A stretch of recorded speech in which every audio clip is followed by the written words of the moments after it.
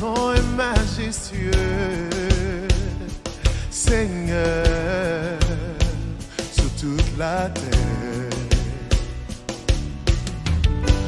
Ton nom est fort et puissant, ton nom est glorieux et grand, en lui nous sommes sauvés. Le nom de Jésus, plus haut que tous les noms, roi des rois, aucun nom n'est comme le sien. Le nom de Jésus, plus haut que tous les noms, Alpha, Oméga, aucun nom n'est comme le sien.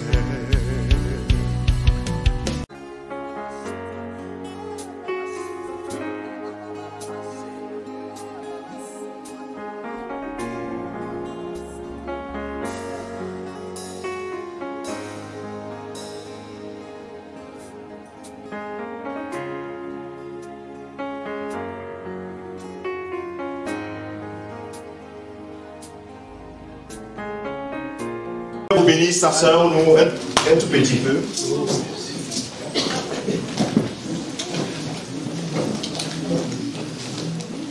Nous allons nous incliner.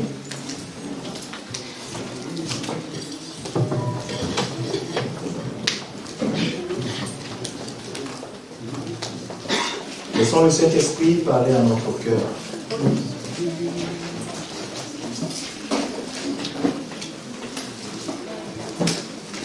Nous disons à notre Dieu, élève-toi.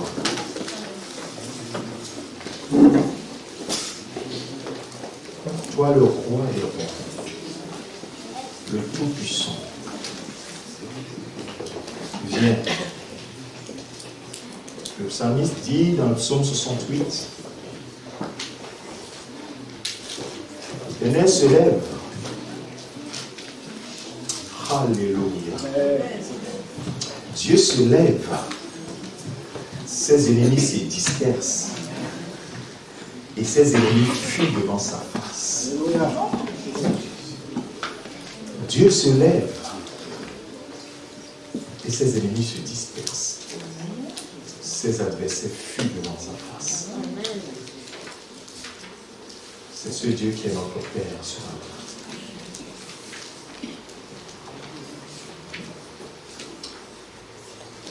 Nous avons les têtes inclinées, les yeux fermés. C'est ce Dieu qui est ton Père sur la terre. Ton Père qui est dans les cieux.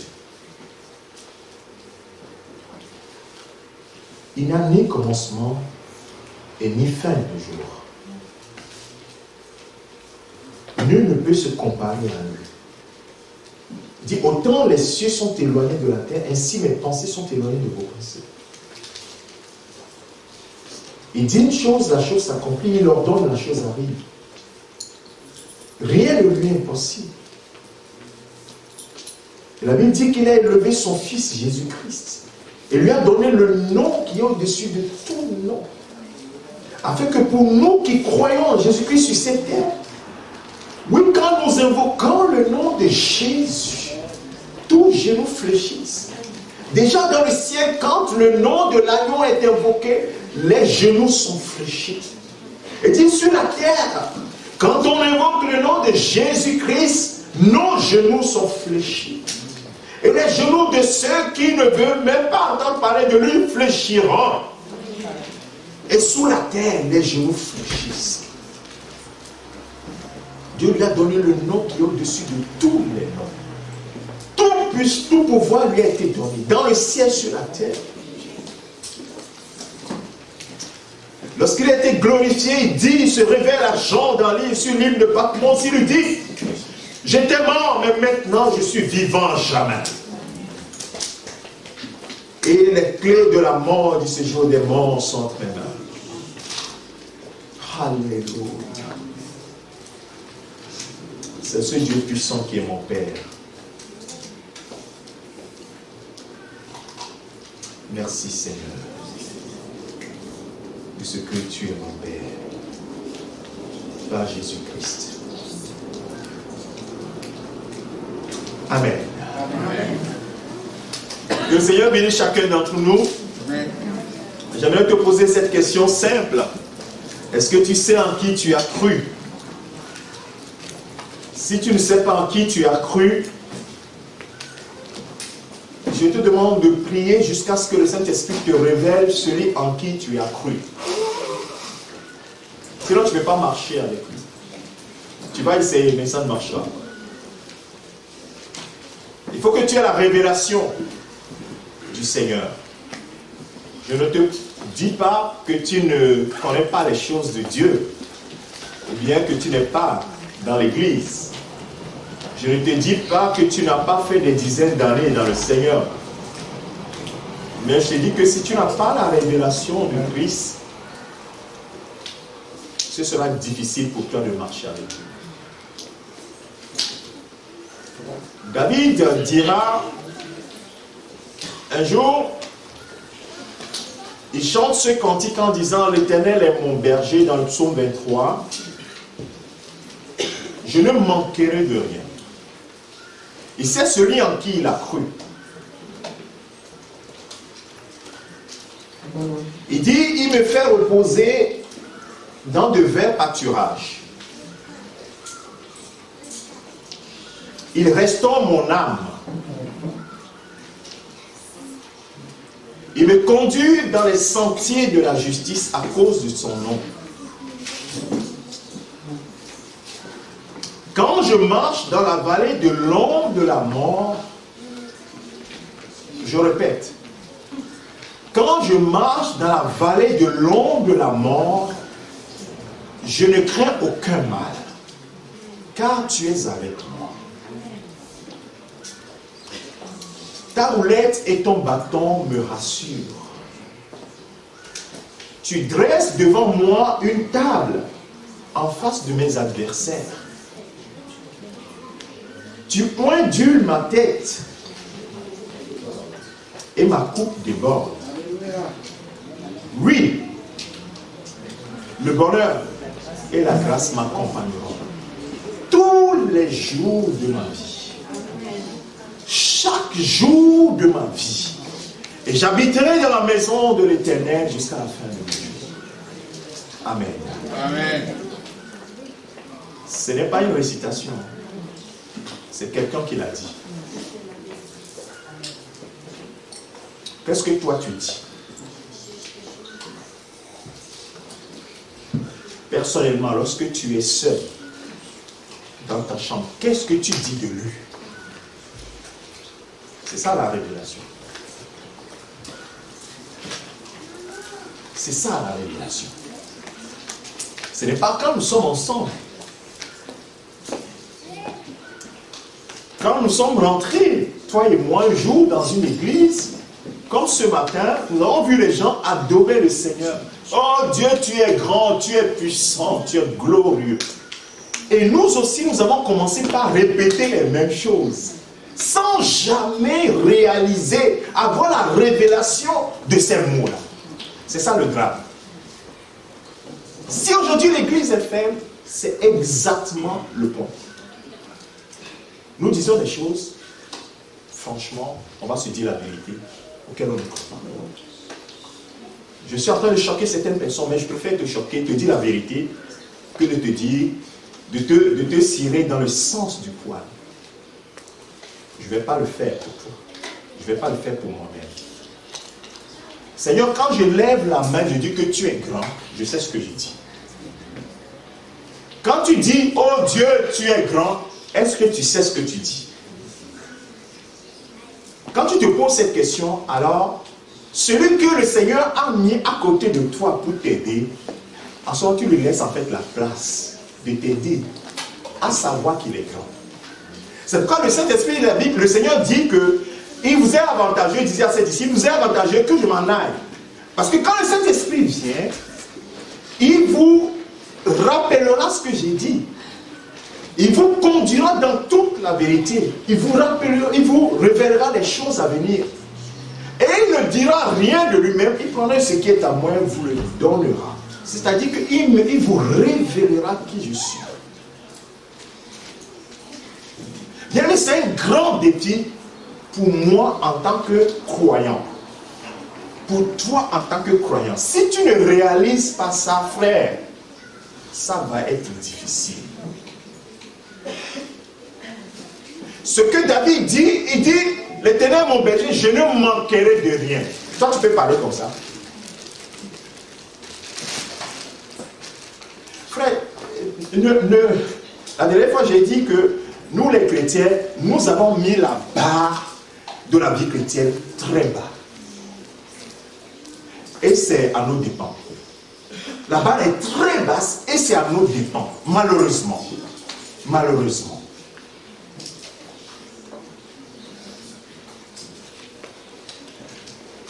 Mon sujet ce matin, c'est comment Dieu pourrait-il ne pas nous donner toutes choses avec son Fils. Je lance la question comme cela.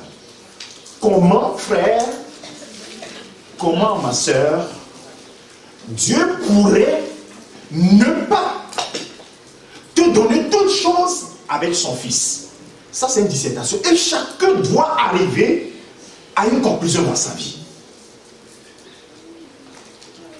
Tu dois forcément arriver à une conclusion. Sinon, ça ne peut pas marcher. Tu dois pouvoir arriver à une conclusion. Je ne dis pas ce que les autres disent. Je ne dis pas ce que nous disons ensemble. C'est pour cela que quand tu rentres dans certaines églises, les prières c'est comme des copier-coller. Les prières. Les gens prient de la même manière. Ça n'a aucun sens. La Bible dit que Dieu est esprit. Et ceux qui l'adorent doivent l'adorer en vérité, en esprit.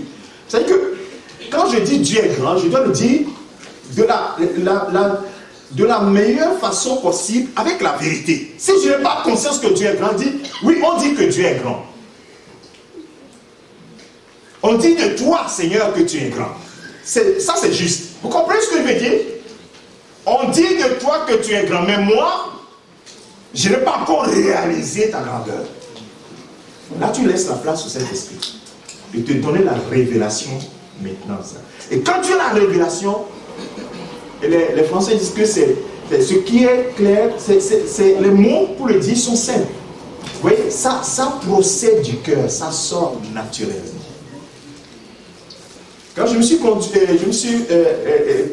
donné au Seigneur, pendant peut-être la première année, je peux dire, quand on dit de faire une adoration individuelle, il n'y a qu'une seule chanson qui me vient à l'esprit. Mon Dieu est grand. Parce que dès le départ, j'ai dit, Seigneur, montre-moi que donne-moi la foi de pouvoir percer les mystères. Et donc, je réalise, c'est que tu es grand. Grand. Et si mon épouse peut s'en rappeler, grand est l'Éternel. Oh, grand est l'Éternel. Oh, grand est l'Éternel. Oh, grand est l'Éternel. Grand. Il n'y a que ce cantique qui me vient à l'esprit. Il n'y en a que ce cantique. C'est comme si chaque fois que moi j'ouvre la bouche, il n'y a que ça que je vais chanter. Parce que je vois d'où il m'a sorti. Et je vois la grâce qu'il a fait en me sortant de là, en changeant mon cœur. Je dis, toi tu es grand. Ça c'est la première révélation que j'ai eue. Je ne disais pas autre chose parce que je n'avais pas d'autre révélation que ça dans ma propre vie. Frère, sœur, tu dois avoir des pieds sur lesquels tu poses ta foi. Il faut que tes pieds spirituels soient posés sur des vrais milestones, des vraies pierres. Des pierres qui sont inébranlables. On dit que celui qui veut bâtir une maison solide, qu'est-ce qu'il fait? Il creuse. Il creuse encore profondément jusqu'à ce qu'il arrive au niveau où il est arrivé, il pose le fondement. Et la Bible dit que quand les vents vont souffler, quand les tempêtes vont se lever, cette maison restera debout. C'est ça. la vie chrétienne. Mais si tu ne creuses pas, et tu bâtis sur du sable, c'est-à-dire ce que tu entends des uns et des autres. Oh, Dieu est grand, Dieu est ceci, oh là là, et puis tu commences pas à faire, tu es en train de bâtir sur du sable. Quand le vent va souffler, tu vas voir que tout sera emporté. Et c'est ce qui va se passer dans la vie des apôtres. Je n'oublie pas le thème. Hein. Comment Dieu pourrait-il ne pas nous donner toutes choses avec son Fils? Les apôtres, dans la première partie de leur vie, ils suivaient Jésus. Jésus allait de lieu en lieu faisant du bien. Ils étaient là. C'est nous les disciples de Jésus. D'ailleurs, ils se donnaient des coudes. Qui sera le premier? Moi, je serai le premier. Et quand il est dans le royaume, moi, je serai à sa droite. L'autre sera à sa gauche. C'est ça qui les préoccupait. Ce qui était le plus important sur laquelle ils devaient bâtir leur foi, ils n'étaient pas préoccupés par ça. Ils vont voir la fragilité de leur base quand l'épreuve va arriver. C'est l'épreuve qui détermine la solidité de notre fondement. Et quand l'épreuve va arriver, eux tous ils ont fui. Et pourtant, quelques heures plus tard, ils disent Seigneur, même à la mort sera là. Ce n'est pas qu'ils sont, ils ne sont pas sincères, ils sont sincères. Mais le fondement n'est pas solide. Et quand le fondement a été ébranlé par le vent de l'arrestation de leur maître, eux tous ils ont fui. Et quand la menace de l'arrestation de la mort, cette pression s'est acharnée sur Pierre, lorsque la jeune dame disait, mais toi aussi tu es avec lui, waouh, le fondement, le sable a lâché. Et il est allé jusqu'à dire, je ne connais pas cet homme. Hey! On parle des gens qui ont mangé, bu avec Jésus-Christ notre Seigneur. On ne parle pas de toi et moi qui lisons. Des gens qui ont mangé et bu avec lui. Il dit, cet homme, je ne le connais pas. Pourquoi? Le fondement. Mais quand le Seigneur a ressuscité, d'abord la résurrection, Jésus leur a même parlé. Il ne croyait pas.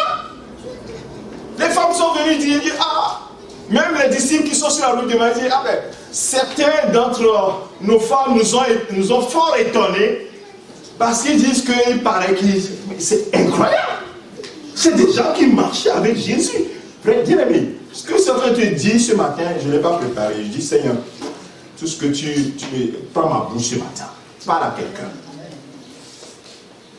Mais comment les gens qui ont marché avec le Seigneur, la Bible dit que quand les gens l'écoutaient, dit jamais personne n'a parlé comme lui.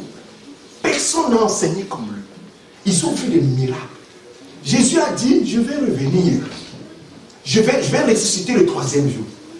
Les femmes les ont fort étonnés en racontant leurs histoires. Ouais, aujourd'hui on dit, ah, les femmes n'ont pas parlé trop. C'est depuis longtemps. Hein. On dit, ah, les femmes là, elles sont dans leurs idées bizarres là. Ils nous ont dit qu'ils ont vu le Seigneur. Mais comment? Mais on a vu le gars tué. On a déchiqueté son dos. Mais comment il est revenu? Bien aimé, sur quelle base ils avaient fondé la foi quand le Seigneur leur parlait? C'est ça le problème. Parce que les épreuves, on ne peut pas faire autrement. Ça viendra. Les vents vont souffler. Vous avez déjà vu, imaginez qu'une semaine, le vent ne souffle pas. Vous pouvez vivre? Donc le vent doit souffler. La tempête doit s'élever. Mais ce qu'on demande de celui qui est sage, c'est qu'il bâtisse sur du roc. Tu ne peux pas changer l'environnement. Mais tu peux changer une chose, c'est là où tu bâtis. C'est ta façon de bâtir. Tu peux bâtir avec la paille, tu peux bâtir sur du sable.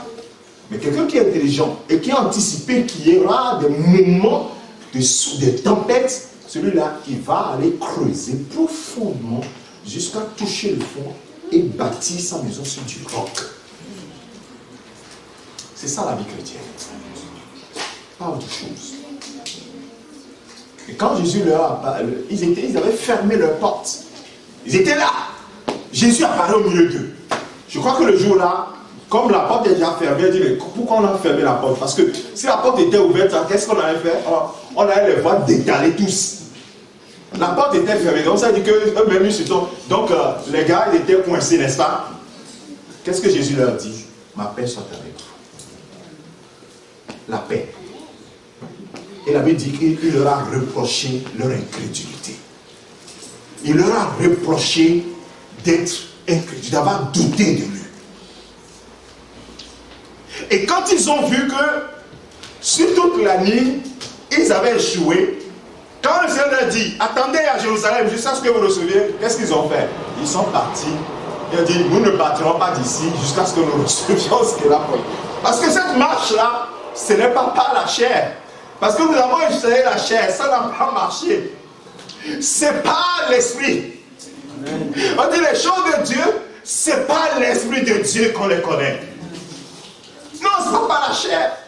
La chair va faire... Non. Quand le vent va souffler, tu vas voir que la chair va se dégonfler.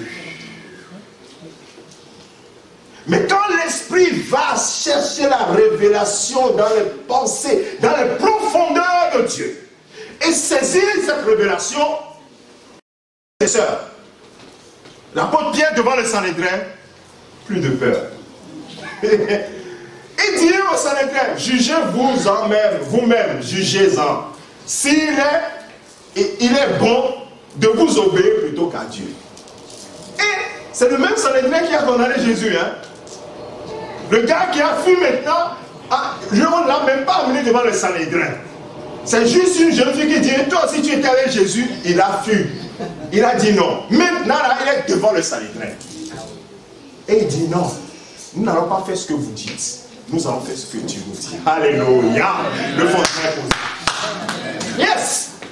Le fondement est posé. Ils ont eu la révélation. La révélation de qui il est.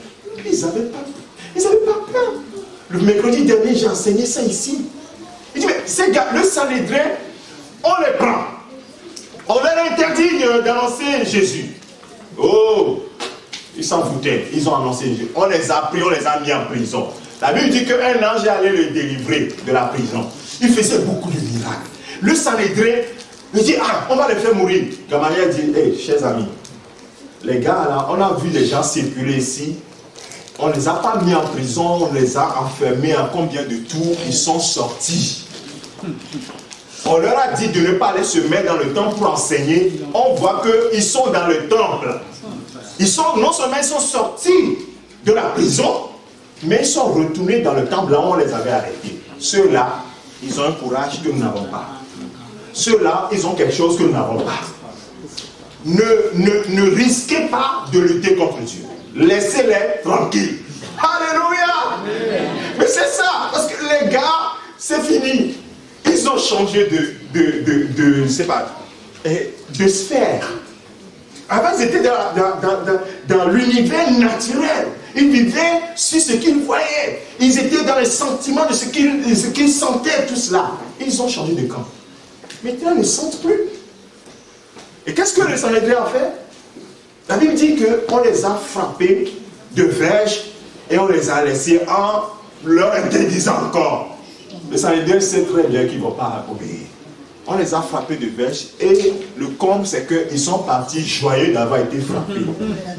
Le Sanhédrin, je crois que le jour-là, ils ne vont pas bien dormir. Ceux-là, même ils ont dit, vous nous cherchez des problèmes. Vous allez faire tomber sur notre terre le sang de cet homme qui est mort. C'est qu'ils n'ont plus de solution.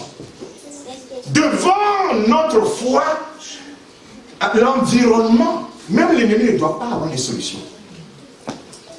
Parce qu'il sait que nous sommes enracinés sur lui.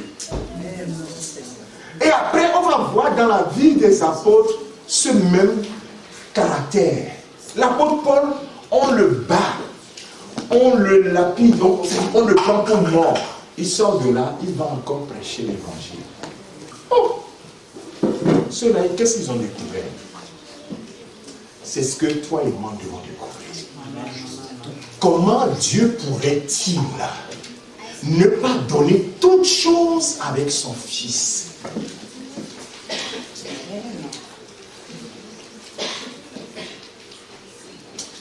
jour où tu vas trouver la solution à cette équation. La solution, elle existe, elle est dans la parole de Dieu.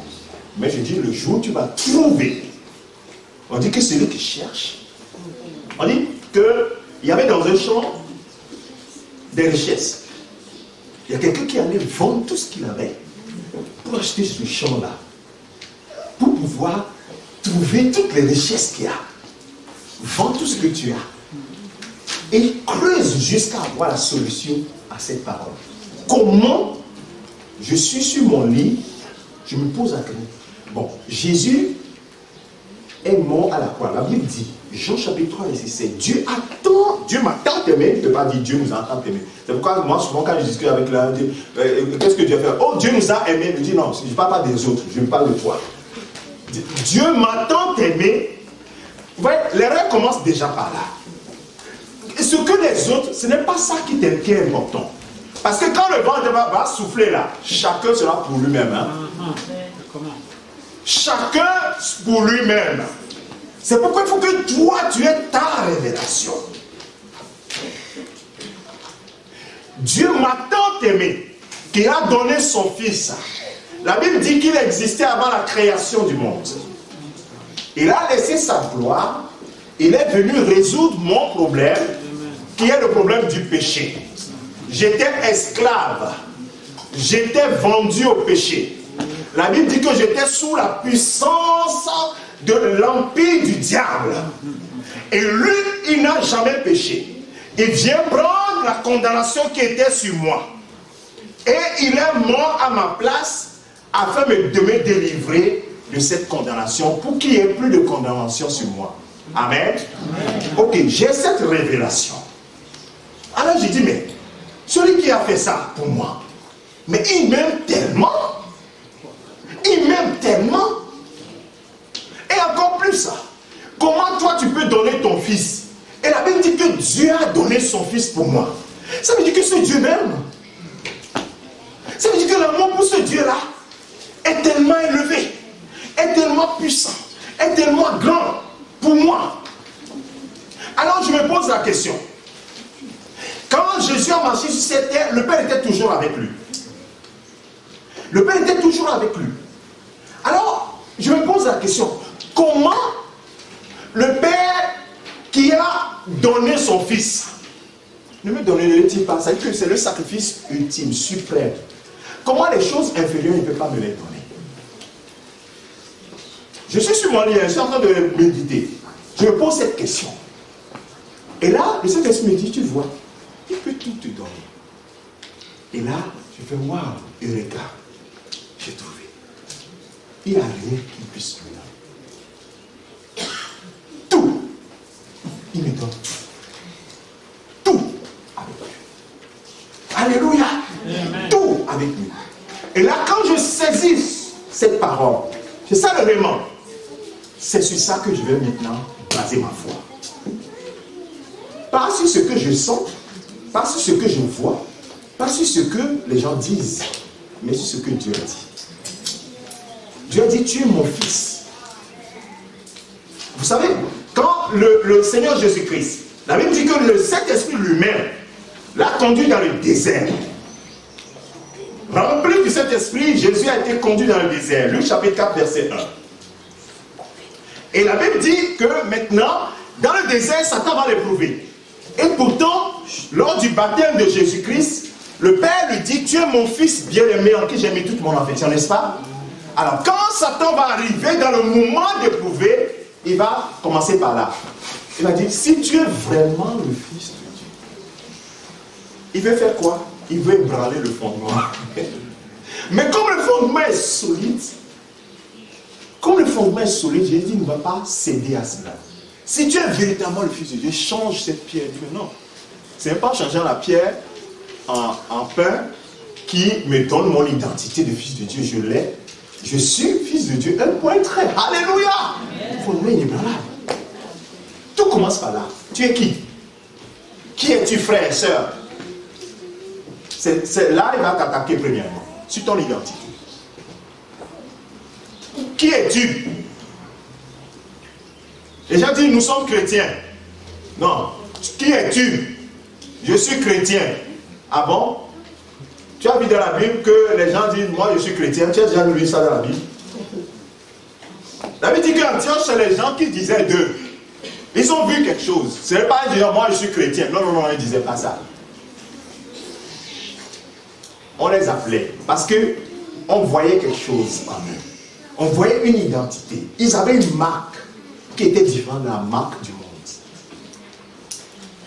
C'est cette marque que le Seigneur veut que nous ayons. Romains chapitre 8.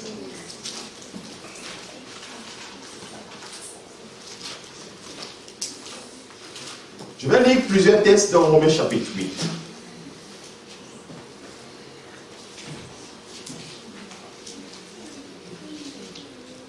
Verset 32.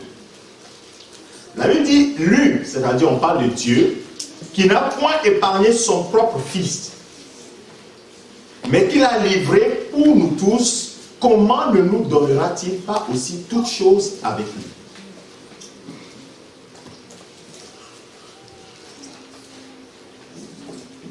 Je te donne un élément pour t'aider dans les méditations. Dans les méditations, commence par des questions. Pose des questions et essaie de trouver dans la parole de Dieu les réponses. C'est ça la meilleure stratégie. Ne commence pas par des affirmations, commence par des questions. Et va jusqu'à maintenant arriver à la synthèse. Et c'est ça que tu gardes. C'est sur ça que tu bases ta foi. Mais cette parole-là, en parenthèse, c'est une question que l'apôtre Paul. On va remonter un petit peu. La Bible dit dans Romains chapitre 8, verset 14. Car tous ceux qui sont conduits par l'Esprit de Dieu sont fils de Dieu. Nous sommes en train maintenant, nous avons la question, nous sommes en train de souligner les éléments qui vont nous permettre de pouvoir avoir une solution à une synthèse de l'expression. Il dit, car tous ceux qui sont conduits par l'Esprit de Dieu sont fils de Dieu. Verset 16, il dit, l'Esprit lui-même rend témoignage en notre esprit que nous sommes enfants de Dieu. L'Esprit me rend témoignage que je suis enfant de Dieu. Si je suis enfant de Dieu, ça veut dire que je suis né de Dieu, n'est-ce pas? Tu es enfant de quelqu'un, ça veut dire que ton père, je ne sais pas. On dit, Monsieur Kipembe, on dit, Christy, tu es l'enfant de papy, non? Dis oui, je suis né de papy. C'est la même chose qu'on dit. Ou bien, voilà. Et la Bible nous dit, et ce verset, je le cite, pour que ça soit imprimé sur ton cœur. 1 Jean chapitre 5, verset 4. Qu'est-ce que 1 Jean chapitre 5, verset 4 dit? Est-ce que tu le sais maintenant par cœur? Parce qu'il n'y a pas de moment où je ne cite pas ce verset. Tout ce qui est né de Dieu, je suis enfant de Dieu. Je suis né de Dieu, n'est-ce pas? Je suis né de Dieu, hein? Donc tout ce qui est né de Dieu, triomphe du monde. Je mets un point, je tire ça. Et la victoire qui triomphe du monde, c'est ma foi. Et dans la parole, on me dit que ma foi doit être basée sur la parole du Christ. Amen. On continue. Le verset 17 de Romains chapitre 8. Il dit, or, si nous sommes enfants, nous sommes aussi héritiers. Amen. Héritiers de Dieu et co-héritiers de Christ. Si je laisse cette première partie, je prends cette première partie, je laisse la deuxième partie pour le moment. Donc, je suis en train de raisonner. L'Esprit me rend témoignage que je suis enfant de Dieu. Et si je suis enfant de quelqu'un, je suis aussi son héritier. Ça, tout le monde comprend. Et on dit que Jésus, la Bible nous dit que Jésus est le Fils de Dieu. Donc, Jésus et moi, nous sommes quoi? Nous sommes des frères. Est-ce que quelqu'un comprend quelque chose? Nous sommes les frères d'un même père. Et donc nous sommes co-héritiers. C'est clair ou pas? Bon. Nous sommes co-héritiers, n'est-ce pas? Ok. Regarde, il dit si toutefois nous souffrons avec lui, afin d'être glorifiés avec lui. Ça va être complexe à pouvoir continuer par expliquer. Je vais prendre juste je vais suivre un raisonnement. On va repartir, on va voir la vie de Jésus-Christ.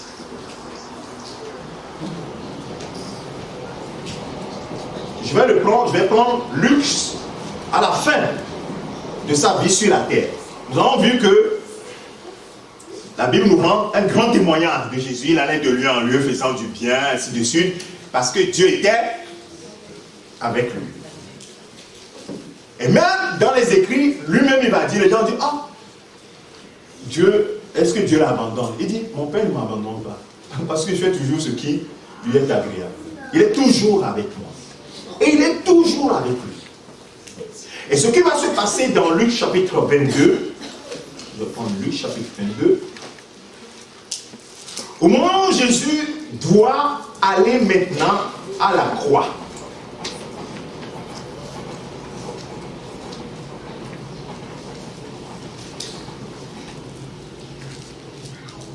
verset 30, Luc chapitre 22, à partir du verset, je vais lire à partir du verset 39, excusez-moi.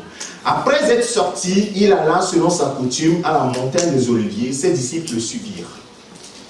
Lorsqu'il fut arrivé dans ce lieu, il leur dit, priez afin que vous ne tombiez pas en tentation.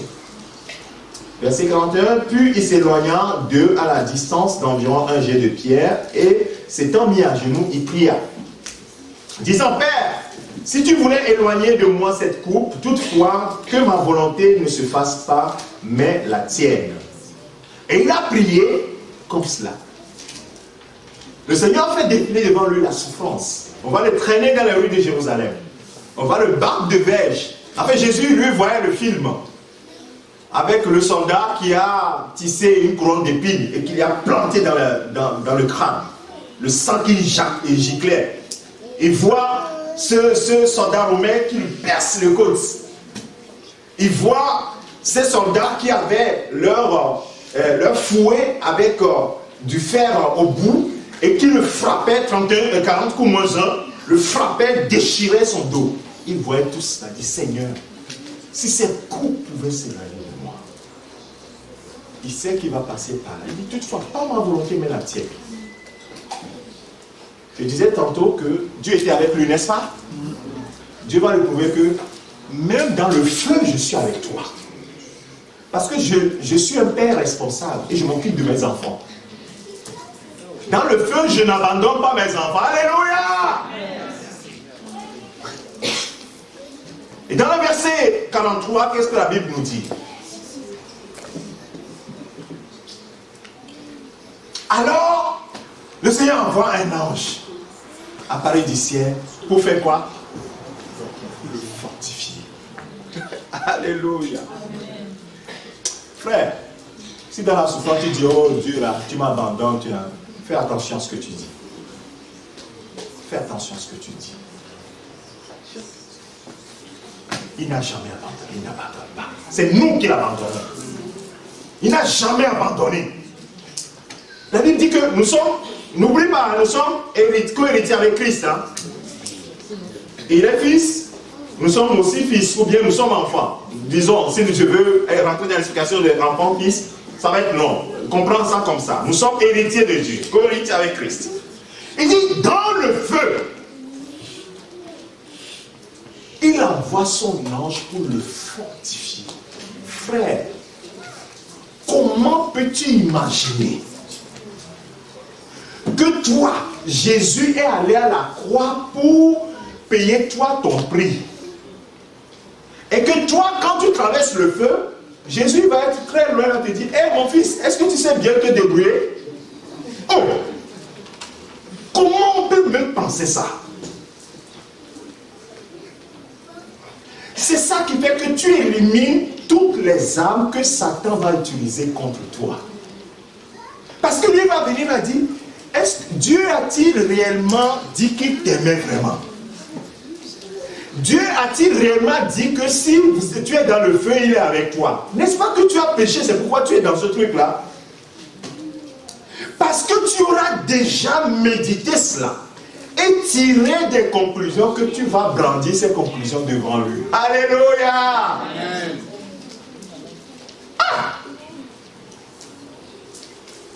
Aujourd'hui, les anges que Dieu envoie, c'est un frère, c'est une sœur. C'est le Saint-Esprit qui est avec toi. Il envoie pour te fortifier. Il y a certains, quand tu travailles ces trucs, allez, ils sont enfermés. Plus de coups de fil, l'ange va faire quoi? Il va passer par quoi? Pour te fortifier. Vous voyez les erreurs que nous sommes formés des doctrines dans lesquelles nous marchons. Et pourtant, le Père a prévu des choses pour nous.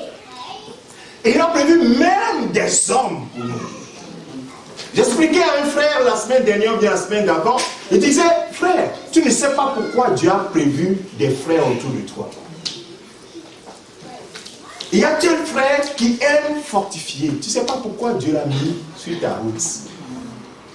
C'est lui, cet ange-là, qui quand tu es dans le feu, va t'appeler pour dire, oh frère, comment tu vas? Il dit, ah, ça ne va pas, dire au frère, fortifie-toi. Et tu vois que quelque chose brûle en toi quand tu es en train de dire, oui, c'est le Seigneur lui-même. Les gens pensent que Dieu va descendre comme ça. Tu vas voir une grande lumière dans sa chambre. L'ange va descendre et dire, bon, ok. Même les gens, quand l'ange va venir, il va dire, fortifie-toi, je suis avec toi. Ils vont sortir de là. Ils vont encore commencer par pleurer jusqu'à... Mais c'est pourquoi quand Lazare est le juste, le riche plutôt, le riche disait à Lazare, mais Père Abraham, il dit, Père Abraham, dis à Lazare d'aller dire à mes frères qui sont fidèles là qu'il ne doit pas venir ici. Et le Père Abraham lui dit, mais ils ont les prophètes, ils ont les gens autour d'eux pour leur dire ça.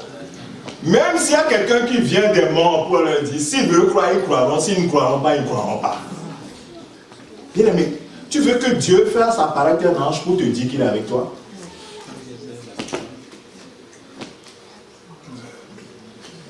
Ta souffrance, elle est plus importante que la souffrance de Jésus. Là. Jésus, lui, n'a pas péché. Hein? Il est traîné nu dans les rues de Jérusalem. C'est nu, hein?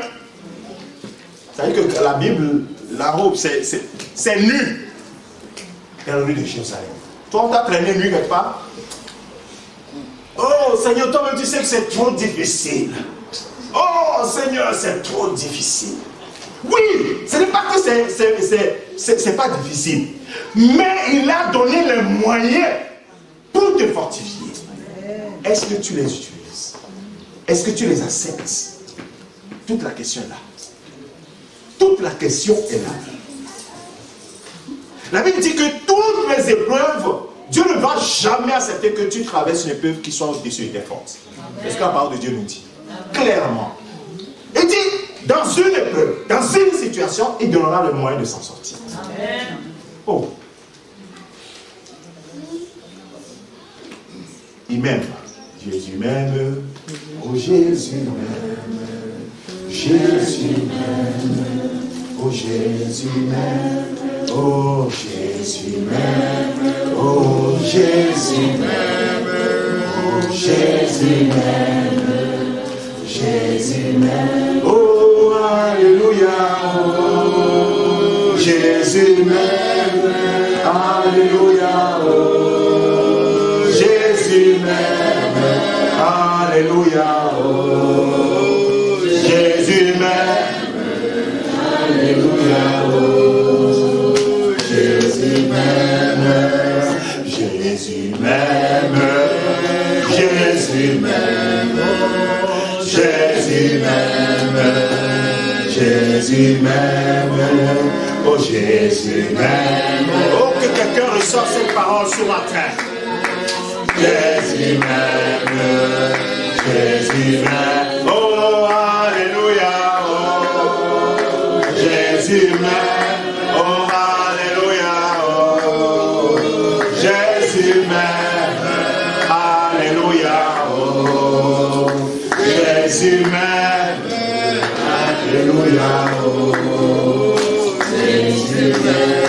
Alléluia. Jésus sort de là avec la force. Il dit à ses disciples, allons-y, on va affronter le vent.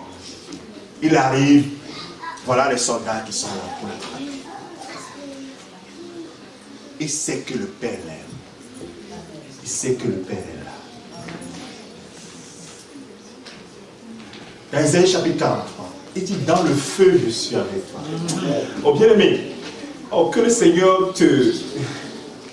Comme je l'ai dit d'entrée de jeu, il faut que tu aies la révélation. La parole de Dieu, quand tu le vois dans la Bible, il faut que tu aies la révélation pour toi-même.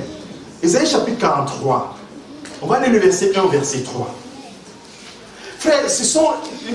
Je ne te prêche pas moi-même, mais je prêche la parole de Dieu sur laquelle nous devons fonder notre foi, notre vie. Isaïe chapitre 43, à partir du verset 1. Ainsi parle maintenant l'Éternel qui t'a créé, ô Jacob. Tu es créé ou pas? Tu es un enfant de Dieu ou pas? Tu es un héritier de Dieu ou pas? Tu as la réponse ce matin ou pas, frère? Amen. Et que tu es héritier de Dieu, n'est-ce pas? Amen. Dieu va abandonner son héritier? Il n'a pas abandonné son propre fils. La Bible dit que dans le tombeau, même dans le tombeau, il est venu, il a envoyé son esprit qui allait le sortir du tombeau. Oh! Lui qui t'a créé, nous sommes créés en Christ. Nous sommes son ouvrage, Éphésiens chapitre 2, verset 10. Son ouvrage a été créé en Christ pour les bonnes œuvres que Dieu a créées. Lui qui t'a créé, oh Angèle, lui qui t'a créé, oh Esther, lui qui t'a créé, oh Esther. C'est lui qui t'a formé. Est-ce que tu réalises cela? Ne crains rien. Ne crains rien. L'Éternel est mon berger. Je ne m'inquiète de rien. Même dans la vallée de l'ombre de la mort, je ne crains aucun mal. Frère, cesse de t'apitoyer. Les gens pensent que dans le monde, c'est ce qu'on faisait. Quand on s'apitoie, les gens viennent dire, oh, tu es malheureux. Oh. Courage, yako. Les gens sont habitués à ça. Non, nous avons changé d'identité, frère. C'est un piège. Ne restons pas dans ce piège. Celui qui t'a créé, je te rachète. Je t'appelle par ton nom. Tu es. Tu es. Je suis à lui. Je suis à toi, Seigneur. Je suis ton héritier. Ce n'est pas toi qui as décidé un jour je vais être héritier de Dieu. Lui-même, il a décidé de te faire, de toi son héritier. Alléluia. Quelle grâce. Quelle faveur.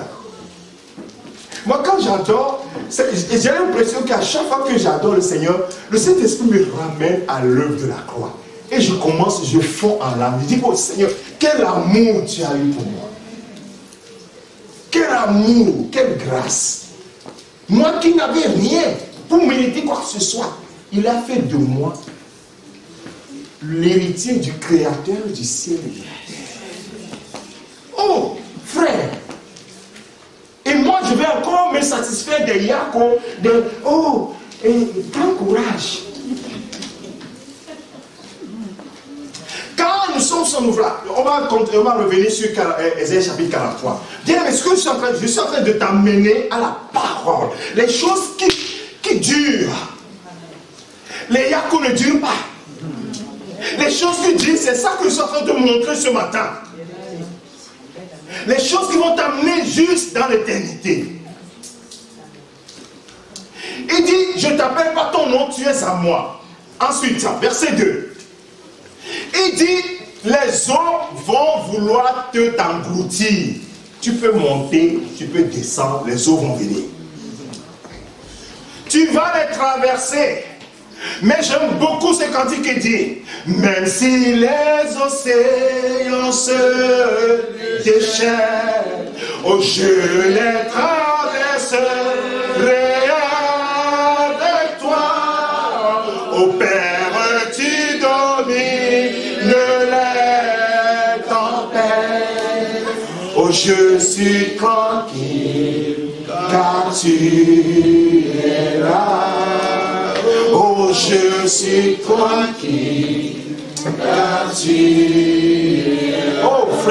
Oh, frère, ma soeur, va te baser sur la parole de Dieu. Il dit, Père, mon Père, toi qui as fait de moi ton héritier, tu domines les tempêtes. Quand le vent souffle, tu es là. Quand le feu brûle, tu n'as pas peur du feu. Ésaïe 43, verset 2 dit, si tu traverses les eaux, je suis avec toi. Les eaux ne te submergeront pas. Et si c'est le feu, Ésaïe chapitre 43, verset 2, et la flamme ne t'embrasera pas.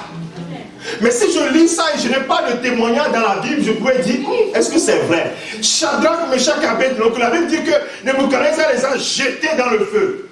Et ils sont tombés dans le feu, ils étaient 3, et on voit subitement quelqu'un qui se tient à côté de ces 3 géants. Alléluia. Il est là. On les a sortis, dit, le feu, il n'y a même pas l'odeur du feu même sur leurs habits. Bien aimé, la vie chrétienne, ce n'est pas une fiction. Hein. Si tu penses que ça, c'est le film, c'est l'épisode 1, épisode 2, tu es en train de voir Shadrach, Meshach, ça c'est l'épisode 1, l'autre là. Non, si tu vois ça comme ça ne marche pas. Réalise que c'est la vérité. C'est des personnes comme toi et moi qu'on a menacées. Et quand on va te menacer, qu'est-ce que tu vas faire? Tu vas te référer à ce qui s'est passé là. C'est ça la foi. C'est ça la foi. Ne le prends pas comme étant un film que tu racontes. C'est des réalités. Quand le feu va arriver, reconnais que c'est la même chose que mes frères Shadrach, Meshach et Abednego, ils avaient vécu. Et le Seigneur était avec eux dans le feu.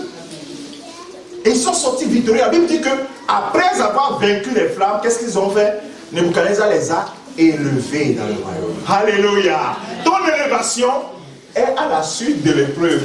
Donc si tu échoues dans l'épreuve, c'est fini.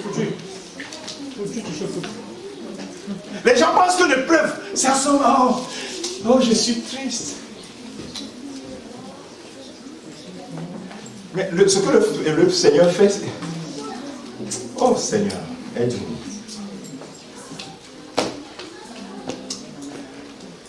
Depuis la terminale, la classe de terminale, j'ai réalisé une chose. Que les 15 prochaines années qui ont suivi ma vie, j'ai été chaque fin d'année soumis à l'épreuve. Et je ne comprends pas pourquoi est-ce que je vais aller devant et je n'accepte pas l'épreuve. Je ne vais pas comprendre ça. Ça c'est naturellement, je ne parle pas du spirituel. Forcément, si tu veux aller plus loin, c'est obligatoire. Frère, je ne sais pas comment tu raisonnes. Bien aimé, laissons les faussetés. L'évangile qu'on nous a prêché, on nous a mis dans les églises en disant que Dieu va tout te bénir, tout ça. C'est des faussetés, frère. C'est pourquoi dans le verset Romains chapitre 8, il dit, si toutefois nous souffrons avec lui afin d'être glorifiés. Il n'y a pas de gloire sans épreuve. Il n'y en a pas. C'est la vérité, ça. Les intercesseurs, ils en savent quelque chose. On était en train de faire un programme, le Seigneur dit, je vous ai entendus tous. Vous avez parlé devant moi, non? Je vous ai entendu. Ça veut dire que je vais vous mettre l'épreuve. Il a dit publiquement. Il dit, je vais mettre l'épreuve, je vais voir. Ce que je suis en train de vous dire là, certains sont déjà dans l'épreuve, d'autres vont avoir l'épreuve. Il faut que tu t'en rappelles. C'est toujours le même principe, depuis le début de la Bible jusqu'à la fin. Donc si tu as peur des épreuves, reste chez toi. En ce moment, reste dans le monde. Dit, le monde, eux, ils sont quoi? Cabri mort, il n'a plus peur de couteau.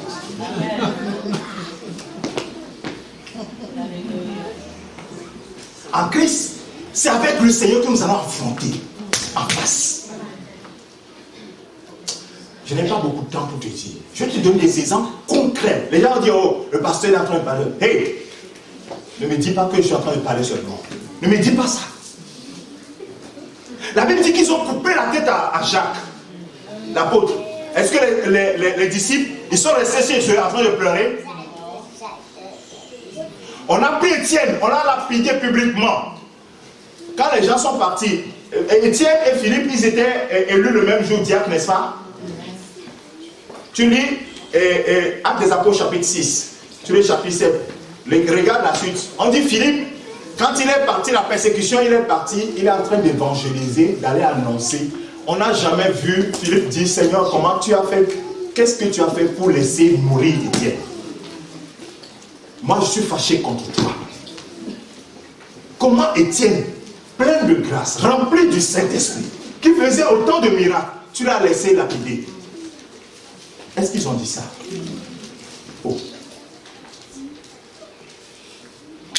C'est pourquoi on va aller doucement, les mercredis, on va aller sur les traces de nos aînés. Cet esprit va nous conduire pour que nous revenions à la vraie vie chrétienne. Pas les pacotilles qu'on nous a enchaînés, les fictions. Donc les gens sont dans la fiction chrétienne. Et ils ne voient pas les choses. Quand ils sont affrontés à la réalité, ils désarment tout de suite. Non!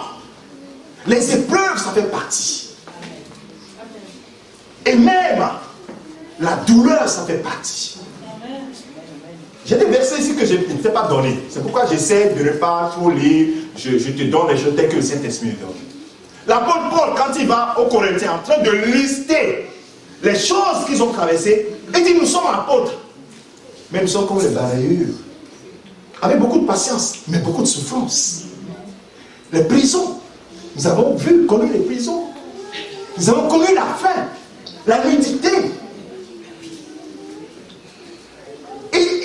C'est-à-dire qu'il argumente parce que nous sommes apôtres. Parce que nous sommes appelés. Parce que nous sommes en mission. Et quelqu'un qui est en mission, il va être combattu. L'apôtre Paul dit c'est normal. C'est pourquoi il va dire dans Romains chapitre 8, en toutes ces choses, nous sommes plus que vainqueurs en Jésus-Christ. Quelqu'un peut apprivoiser le Seigneur. C'est ça l'évangile. C'est ça la vie chrétienne, frère. En toutes ces choses, nous sommes plus que vainqueurs. Qu'est-ce que tu vas témoigner aux gens, frère? Parfois, le Seigneur donne des choses pour que tu aies un témoignage. Amen. Si tu n'as jamais connu le chômage, lorsqu'on dit que Dieu donne un emploi, comment tu sauras? Ah, on dit Dieu donne un enfant. Toi, dès que tu es marié, tu as déjà des enfants. On dit Dieu donne un enfant, tu es là, il dit oui. Toi là, tu n'as pas d'enfant, peut-être que tu as péché quelque part. Hein. Non. Peut-être que la personne est en train de traverser cette époque pour que le témoignage puisse fortifier quelqu'un d'autre. Il y a des gens qui ont 15 ans de mariage sans enfant, et quand ils ont eu un enfant, ça veut dire que leurs familles se sont converties. Qu'est-ce que Dieu cherchait? Dieu cherchait un moyen. Il dit, ah, la famille là, je vais sauver la famille là, mais comment je peux faire pour les sauver? Si je ne leur donne pas un témoignage puissant qui les casse complètement. Et là, la sœur n'a même pas besoin d'aller dire à ses parents, Dieu est grand. Hein? Eux-mêmes, ils ont vu que Dieu est grand. Alléluia. Ils ont vu que Dieu est grand. Et ils vont suivre Jésus. Parfois, ce n'est pas pour toi-même, c'est pour un frère, c'est pour un parent. Que Dieu est en train de permettre certaines choses à lui. De faire quoi? Éclater sa gloire. Mais ce qu'il demande de toi et moi, c'est de toujours être ferme sur ce qu'il a dit. Il en sera comme il a dit.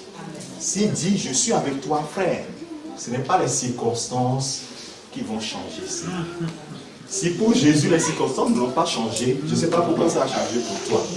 La Bible dit qu'il n'y a pas d'homme de variation en lui, n'est-ce pas? Dieu ne ment pas.